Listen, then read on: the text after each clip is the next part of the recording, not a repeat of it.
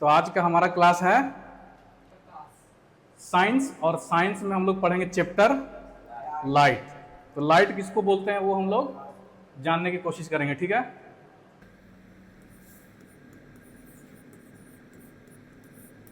Light को हिंदी में क्या बोलते हैं? प्रकाश, यानी कि रोशनी। जो भी हम रोशनी देख रहे हैं इसी को क्या बोलते हैं? लाइट, यानी कि प्रकाश। अब इसका क्या काम है, क्या है इसका बेनिफिट हम लोग के दुनिया में, वो हम लोग समझते हैं, ठीक है। आपका 8th क्लास में क्वेश्चन है कि हम वस्तुओं को कैसे देख पाते हैं, किसी भी वस्तु को हम लोग कैसे देख पाते हैं। तो जब प्रकाश वस्तु से टकराकर हमारी आंखों में आता है तब हम वस्तु को देख पाते हैं। यानी किसी भी चीज़ को जो हम देख रहे हैं यहाँ पे, क्यों देख पा रहे हैं? आंख से ही देखते हैं, लेकिन देखने के लिए, आंख को भी देखने के लिए क्या चाहिए? प्रकाश। प्रकाश ही है जो हमारे आंख को देखने में मदद करता है, ठीक है। यानी कि प्रकाश आता है, किसी वस्तु से टकराता है और सीधे जाता है कहाँ? हमारे आंख पर, और आंख हमको दिमाग में फिर उसका प्रतिबिंब, उसका इमेज दिखाता है, ठीक है। तो प्रकाश एक ऊर्जा है। क्या है? एक ऊर्जा है, एनर्जी। एनर्जी बोलते हैं इसको, ऊर्जा है जो हमारे नेत्र को, यानी हमारे आंख को देखने में मदद करता है। क्या करता है? देखने में मदद करता है, ठीक है। कैसे मदद करता है? तो जब भी मान लो सूरज की रोशनी है ये, और यहाँ पे कोई इंसान खड़ा है, ठीक है। इधर मान लो कि एक पेड़ है, ठीक है। अब ये रोशनी, सूरज की रोशनी है तो चारों तरफ फैल के जाता है। अब ये गया पेड़ पे, ठीक है। ये रोशनी कहाँ गया? अब पेड़ पे गया तो पेड़ से रोशनी टकराएगा, और टकरा के जो तुम यहाँ पे कोई भी इंसान जो है, उसके इंसान के आंख में ये रोशनी टकरा के इसका पूरा प्रतिबिंब ले जाएगा कहाँ? उसके आंख पर। आंख पर होता है एक लेंस। देखो ये जो हमारा आंख है ना, आंख में क्या है? ये हमारा एक लेंस है, ये वाला। इसी लेंस पे जाता है ये किरण, और यहां से टकरा करके, टकराता नहीं, यहां से पार होकर के जाता है हमारे रेटिना पर, और यहीं पे हमारा इमेज बनता है, ठीक है। जैसे ये सेब है, सेब रोशनी के साथ यहां गया लेंस पर, लेंस इसको अंदर लेके गया रेटिना पर, और प्रतिबिंब इसका उल्टा बनता है रेटिना पर। क्या बनता है? यानी कोई वस्तु को हम लोग जब देखते हैं तो हमारे आंख में जो रेटिना है उस पर उल्टा, जैसे ये ऑब्जेक्ट है तो पहले ये उल्टा जाके प्रतिबिंब बना हमारे आंख में, ठीक है। लेकिन हमारा जो मस्तिष्क है, दिमाग जो है, वो उसको सीधा करके हमको संकेत देता है कि तुम सीधा देख रहे हो, ठीक है। ये काम कौन कर रहा है? हमारा दिमाग, मस्तिष्क कर रहा है। लेकिन एक्चुअली में हम कोई भी चीज़ देखते हैं तो वो हमारा रेटिना पर जा करके प्रतिबिंब उल्टा बनता है, ठीक है। अब दूसरा क्वेश्चन है कि अंधेरे में क्यों नहीं दिखता? अंधेरे में क्यों नहीं दिखता? क्यों नहीं दिखता? क्योंकि वहाँ प्रकाश नहीं होता। अंधेरा में प्रकाश नहीं है, इसलिए आंखों तक प्रकाश नहीं पहुँचता। अभी ये जो जल रहा है, दिख रहा है लाइट, इसमें, इस लाइट को सिर्फ हम बंद कर दें, पूरा ब्लैंक, फिर यही चीज़ क्या तुमको दिखेगा? क्योंकि अंधेरा हो गया।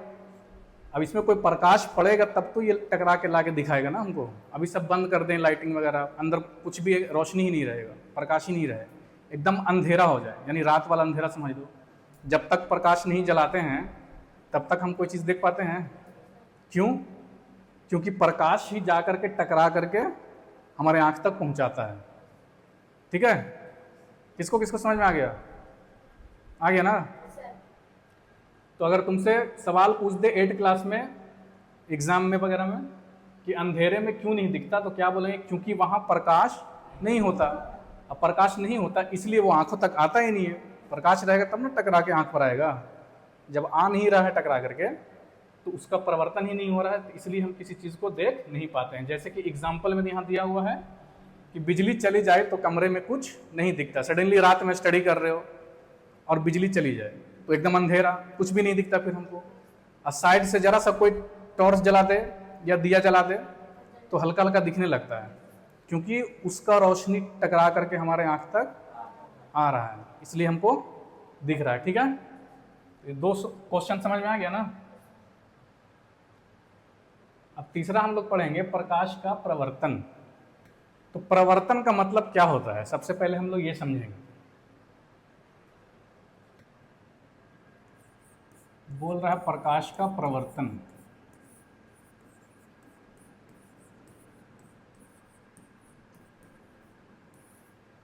प्रवर्तन किसे कहते हैं, प्रवर्तन, ठीक है।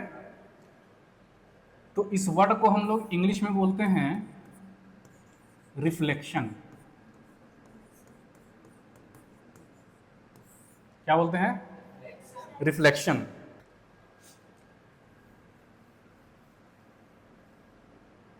तो प्रकाश का प्रवर्तन हम लोग समझते हैं, ठीक है। प्रवर्तन किसको बोलते हैं, तो देखो जब भी लाइट जो है किसी सतह से टकराता है, सतह मतलब ये एक सतह है, दीवार एक सतह है, जमीन एक सतह है, छत एक सतह है, ये सब एक सतह है। तो सतह से जब लाइट टकराता है उसी को हम लोग बोलते हैं क्या, परावर्तन।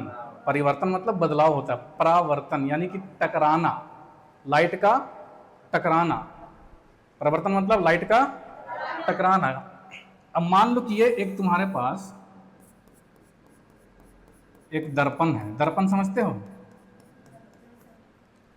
आईना जानते हो ना, आईना, वो एक दर्पण है। आईना क्या है, दर्पण है। तो आईना में जब तुम खुद को देखते हो, जब भी सामने लाते हो तो क्या होता है, फेस दिखता है हमारा। वो क्यों दिख रहा है, परिवर्तन के कारण।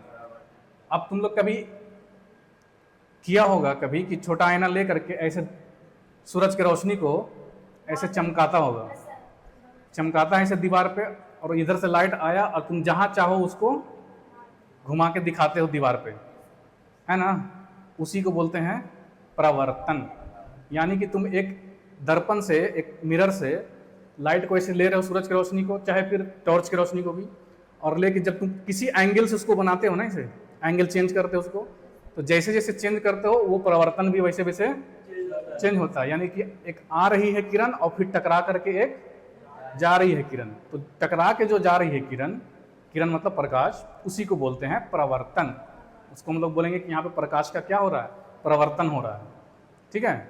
अब एक शीशा है, ये नीचे पेंट किया हुआ नहीं है, जैसे खिड़की का शीशा है, उसमें तुम टॉर्च मारेगा तो वो आर पार हो जाएगा, क्या हो जाएगा, तो उसमें परिवर्तन नहीं हुआ।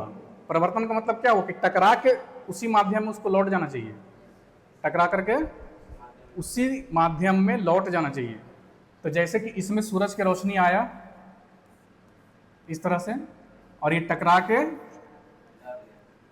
चला गया, टकरा कर क्या हुआ, चला गया। इसी को क्या बोलेंगे, प्रकाश का परिवर्तन हुआ। यहाँ पे क्या बोलेंगे, प्रकाश का परिवर्तन हुआ, ठीक है।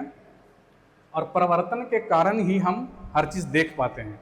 जैसे कि हम बताए थे कि एक एप्पल है, एप्पल भी लाइट पड़ा और वो टकरा के हमारे आंख पे आया, वहां भी प्रकाश का परिवर्तन हुआ, ठीक है, वहां भी प्रकाश का परिवर्तन हुआ, यानी प्रकाश वहां भी टकराया, टकरा के आया आंख पे तो हम देख पाए। उसी तरह से एक दर्पण में अगर सूरज की रोशनी को मारा जाए इस एंगल से, अगर तुम तिरछा मार रहे हो इसमें, तो ये दूसरे साइड ऐसे ही एंगल पे टकरा करके वो जाएगा। और एंगल चेंज कर दो और झुका दोगे तो ये और यहाँ भी झुक जाएगा। अगर इधर से मार दो तो ये और इस तरह से तुम लोग खुद करके भी देख सकते हो। एक छोटा सा आईना ले लो और सूरज की रोशनी में चमका के देखो उसको, जैसे जैसे आईना का एंगल घुमाओगे लाइट भी वैसे वैसे चेंज होगा, क्योंकि ये वाला हम एंगल चेंज कर रहे हैं लाइट को लेकर के। तो परिवर्तन के बाद जो लाइट हो रहा है ना, वो भी क्या हो रहा है, चेंज हो रहा है, ठीक है, समझ में आया। तो इसी को हम लोग बोलते हैं कि क्या हो रहा है, प्रकाश का परिवर्तन हो रहा है, ठीक है।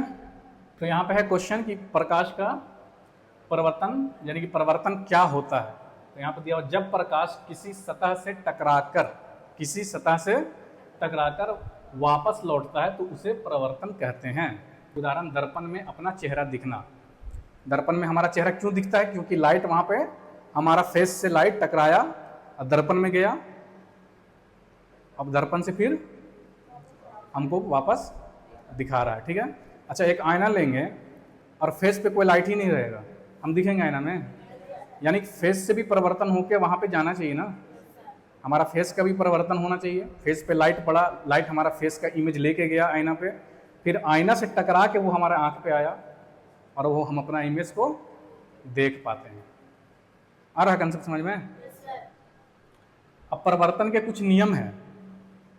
इसमें बोला जा रहा आपतन कोण जो है प्रवर्तन कोण के बराबर होता है, और आपतित किरण, ये गलत लिखा गया है, आपतित किरण, प्रवर्तित किरण और अभिलंब एक ही तल में होते हैं। इसको हम समझते हैं एग्जाम्पल से। परिवर्तन के नियम पढ़ रहे हैं, ठीक है।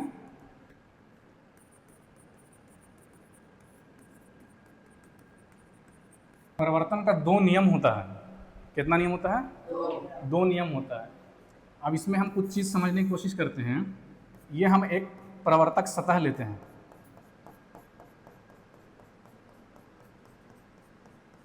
ये क्या है हमारा? प्रवर्तक सतह।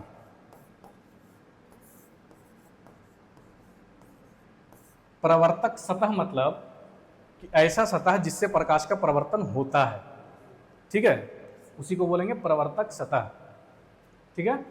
जिसमें बोल रहा है पहला नियम कि जब भी कोई किरण इस पर आता है, प्रकाश किरण, ठीक है, ये किरण आया, तो हम जानते हैं कि प्रकाश का प्रवर्तन कैसे होता है कि जिस एंगल से वो आया उसी तरह से वो लौट करके चला जाता है, ठीक है। तो जब मान लो कि ये तुम्हारा एक आईना है, ये क्या है? एक आईना है, मिरर, जिसमें हम चेहरा देखते हैं, ठीक है। उसको हम इस तरह से रख दिए हैं सीधा करके, नीचे पेंट वाला हिस्सा है और ऊपर जिसमें चेहरा देखते हैं वो वाला हिस्सा है, ठीक है। अब उसमें तुम इधर से एक टॉर्च जलाया, क्या किए? टॉर्च जला रहे हैं, तो ये लाइट ऐसे आया तो जाहिर सी बात है कि ये इस तरह से लौट करके वापस जाएगा, आईना के अंदर तो जाएगा नहीं। आईना क्या करता है? प्रवर्तन करता है लाइट का। तो ये लाइट इस एंगल से आया और इधर से, तो जो आने वाली किरण जो होती है, यानी कि एक दर्पण में जो किरण आ रही है उस वाला प्रकाश को हम लोग बोलते हैं आपतित किरण। आपतित, यानी इसको हम लोग बोलते हैं आने वाली किरण।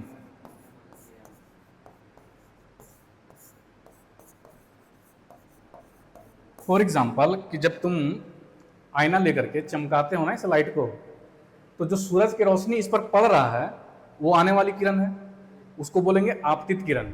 और यहां से टकरा के जो दीवार पे देखते हो उसको, वो जो किरण गया टकरा करके, उसको हम लोग बोलते हैं ये वाला प्रवर्तित किरण। प्रवर्तित किरण यानी कि टकराकर जाने वाली किरण, शॉर्ट में बोलेंगे जाने वाली।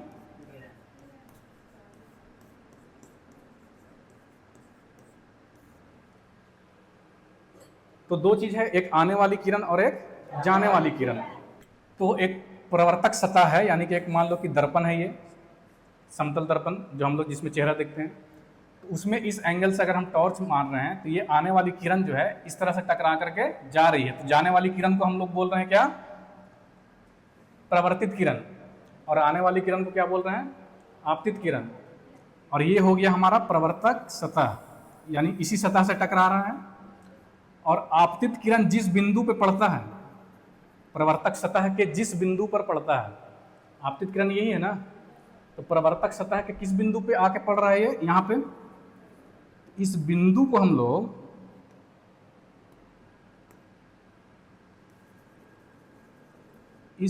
हम लोग बोलेंगे आपतन बिंदु।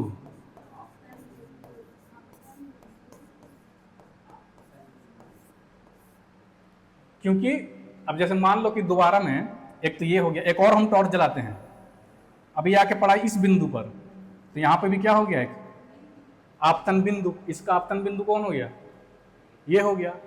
तो ये जिस पॉइंट पे पड़ेगा प्रवर्तक सतह के, उसी पॉइंट को, उसी बिंदु को हम लोग क्या बोलेंगे? आपतन बिंदु बोलेंगे, ठीक है। आपतन बिंदु से हम एक क्या करते हैं? अभिलंब खींचते हैं।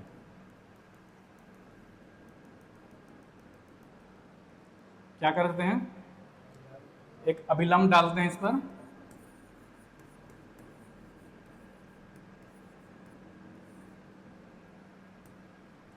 देखो किसी भी सीधी रेखा पे हम एक सीधा लंब डाल सकते हैं, लंब। तो वो 90 डिग्री का कोण बनाता है इसे, ठीक है, कोई भी सीधा। तो यहाँ पे भी क्या किए, इस बिंदु से हम एक सीधा क्या खींच दिए, एक लाइन खींच दिए, एक रेखा खींच दिए, इसको हम लोग क्या बोलेंगे, अभिलंब। हम अपने मन से कहीं भी खींच सकते हैं, ठीक है। कोई भी तुम्हारे पास एक सीधा रेखा है, मेरा मन किया कि यहाँ पे हम अभिलंब खींच दें, ये कर सकते हैं, मैथ का नियम है, ठीक है। एक हम सीधा अभिलंब खींच दिए, ओके। तो यहाँ पे भी हम क्या किए, आपतन बिंदु से एक क्या कर दिए, सीधा, यही हुआ ना। अब देखो, आपतित किरण से और अभिलंब से मिल के जो कोण बनता है, कोण, इसको हम लोग बोलते हैं आपतन कोण। आपतन, ये किससे बन रहा है, आपतित किरण से और अभिलंब से मिलके कोण बन रहा, आपतन कोण। और ये वाला परिवर्तित किरण है, तो परिवर्तित किरण और अभिलंब से मिलके जो कोण बन रहा है उसको बोलेंगे हम परावर्तन कोण।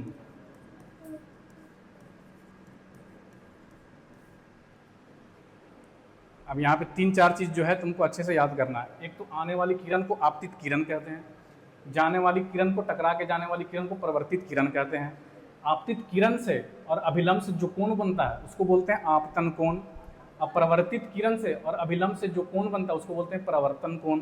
देखो नाम में ही सब छिपा, आपतित किरण मतलब आपतन कोण, परिवर्तित किरण से जो कोण बन रहा है परावर्तन कोण, और बीच में हम डाल चुके हैं एक बिंदु जिसको बोलते हैं आपतन बिंदु, ठीक है। तो परिवर्तन का नियम जो है, पहला नियम क्या बोलता है कि कभी भी आपतन कोण जो होता है, आपतन कोण जो होता है हमेशा परिवर्तन कोण के बराबर होता है। आपतन कोण हमेशा परिवर्तन कोण के बराबर होता है। यानी कि इसमें मान लो आपतन कोण अगर 45 डिग्री का बना होगा तो ये भी क्या हो जाएगा, 45 डिग्री का ही कोण हो जाएगा। ये वाला एंगल चेंज करेंगे तो यहाँ भी चेंज हो जाएगा, ठीक है। फॉर एग्जाम्पल एक और मिरर है मेरे पास, इसमें हम मारते हैं इस तरह से लाइट, इस तरह से टकरा के जाएगा, और कोण बनाने के लिए क्या करना पड़ेगा, आपतन बिंदु से हमको एक अभिलंब देना पड़ेगा, अभिलंब से आपतित किरण से हम कोण बनाएंगे, और ये परिवर्तित किरण से और अभिलंब से एक कोण बनाएंगे, ठीक है। इसको बोलेंगे आपतन कोण और इसको बोलेंगे परिवर्तन कोण। तो मान लो कि अभी ये जो एंगल है ये तुम्हारा मान लो 70 डिग्री है, इसका ये वाला 70 डिग्री है, तो ये वाला कितना होगा, ये भी हो जाएगा 70 डिग्री, क्योंकि परिवर्तन का पहला नियम कह रहा है कि हमेशा आपतन कोण और परिवर्तन कोण बराबर होगा, ठीक है। आपतन कोण और परिवर्तन कोण, ये वाला चेंज हुआ तो ये भी चेंज। अभी मान लो कि टॉर्च ऐसे है, अब हम टॉर्च को थोड़ा ऊपर कर दिए ऐसे, तो ये वाला भी तो चेंज हो जाएगा ना, ये वाला भी ऐसे जाएगा। तो एंगल अब मान लो यहाँ पे बन रहा है 40, तो ये भी क्या हो जाएगा, 40 डिग्री बन जाएगा, ठीक है। हाँ, तो प्रकाश का परिवर्तन का पहला नियम क्या बोला कि आपतन कोण क्या होता है, बराबर होता है परिवर्तन कोण के। ये हम लोग अभी समझ गए यहाँ पे एग्जाम्पल के तौर पे, ठीक है। दूसरा नियम कह रहा है कि आपतित किरण, ये वाला आपतित किरण है इसको, ठीक है, आपतित किरण यानी आने वाली किरण, परिवर्तित किरण जाने वाली किरण, और अभिलंब जो अभिलंब हम खींचे थे वो तीनों एक ही तल में होते हैं। तो हम ये दिखाएं भी थे, तो ये हम इसमें दिखा चुके हैं कि आपतित किरण, परिवर्तित किरण और अभिलंब, देखो तो तीनों एक ही पॉइंट पे है। तो ये हो गया परिवर्तन का दूसरा नियम। पहला नियम क्या बोला कि आपतन कोण परिवर्तन कोण बराबर होगा, जब भी हम कहीं भी परिवर्तन होगा जितना ये कोण उतना ही ये कोण। और दूसरा नियम क्या बोलता है कि आने वाली किरण, जाने वाली किरण और बीच में जो अभिलंब खींचे वो तीनों एक ही पॉइंट पे होगा। ऐसा नहीं होगा कि आने वाली किरण अलग हुआ, जाने वाली अलग हुआ और अभिलंब अलग अलग हो गया, नहीं, हमेशा तीनों एक ही पॉइंट से कटेगा। ये आया यहाँ, यहीं से जाएगा और अभिलंब भी इसी के ऊपर पड़ेगा।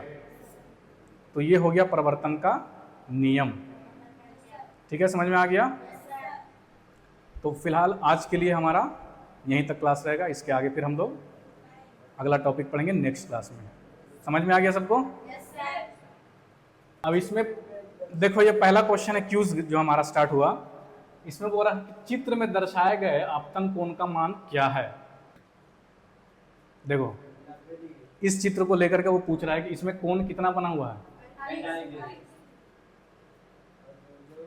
तो ये आंसर है हमारा 45 डिग्री।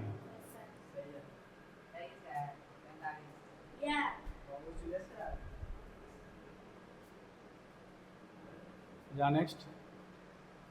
अब यहाँ पर पूछ रहा है परिवर्तन के नियम के अनुसार, परिवर्तन के नियम के अनुसार यदि आपतन कोण 45 डिग्री है तो परिवर्तन कोण कितना होगा? परिवर्तन कोण भी 45 डिग्री, क्योंकि परिवर्तन का पहला नियम बोलता है कि आपतन कोण और परिवर्तन कोण हमेशा क्या होगा? बराबर होगा। तो यानी कि आपतन कोण अगर 45 है तो परिवर्तन कोण भी क्या हो जाएगा? 45 डिग्री हो जाएगा। तो 45 पे लॉक कर दिए। सही है। नेक्स्ट क्वेश्चन है कि चित्र में अभिलंब क्या दर्शाता है?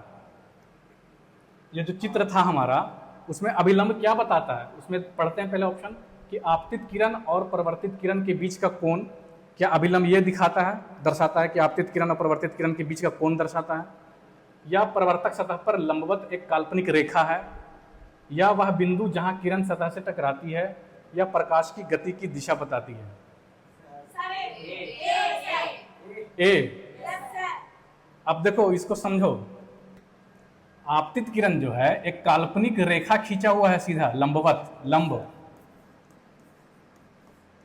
लंबवत एक लंबवत मतलब सीधा रेखा, लंबवत जहां भी नाम सुनेंगे सीधा, लंब मतलब सीधा रेखा ही होता है। यह सिर्फ सीधा रेखा को दर्शाता है कि इस पर हम एक लंब पड़े हैं भैया, ठीक है। तो ये जो है अभिलंब क्या दर्शाता है? आपतित किरण और परावर्तित किरण के बीच का कोण ये नहीं दर्शाता है, ठीक है। कोण तो आपतित किरण और अभिलंब मिल के बनाता है ना, या परावर्तित किरण और अभिलंब मिल के बनाता है ना कोण। तो परावर्तक सतह पर लंबवत एक काल्पनिक रेखा है, हम कल्पना करके सीधा डाले हैं ना, दर्पण में लाइट पड़ने के बाद वो ऑटोमेटिक तो सीधा नहीं पड़ा था, हम क्या किए? एक कल्पना किए कि इस पे सीधा लंब डाल सकते हैं, है ना, कल्पना किए ना कि लंब डालने का। तो ये आंसर ये होगा, ठीक है। नेक्स्ट बोल रहा परिवर्तन के नियम के संबंध में कौन सा कथन सही है, यानी परिवर्तन के नियम के अनुसार इसमें से कौन सा कथन सही है? पढ़ते हैं। आपतन कोण हमेशा परिवर्तन कोण से बड़ा होता है क्या? या दूसरा, आपतन कोण हमेशा परिवर्तन कोण के बराबर होता है क्या? आपतन कोण हमेशा परिवर्तन कोण से छोटा होता है क्या? या आपतन कोण और परिवर्तन कोण का योग यानी दोनों का जोड़ 90 डिग्री होता है क्या? तो इसमें कौन सा सही है? बी, आपतन कोण हमेशा परिवर्तन कोण के बराबर होता है। तो ये हमारा आंसर हो गया बी। Very good. नेक्स्ट है चित्र में आपतन बिंदु कहाँ स्थित है? जो चित्र हम बनाए थे ये वाला, इसमें आपतन बिंदु ये वाला कहाँ पर स्थित है? तो देखते हैं ऑप्शन क्या दे रहा है। परावर्तक सतह से ऊपर है क्या? या परावर्तक सतह पर जहां आपतित किरण आकर टकराती है वो वाला है क्या? या परावर्तित किरण के मार्ग पे, उसके रास्ते पे है, या अभिलंब के समांतर? अब देखो इसको समझते हैं। चित्र हमारा ऐसा था, ये अभिलंब था, ये आपतित किरण, परावर्तित किरण और ये अभिलंब, ठीक है।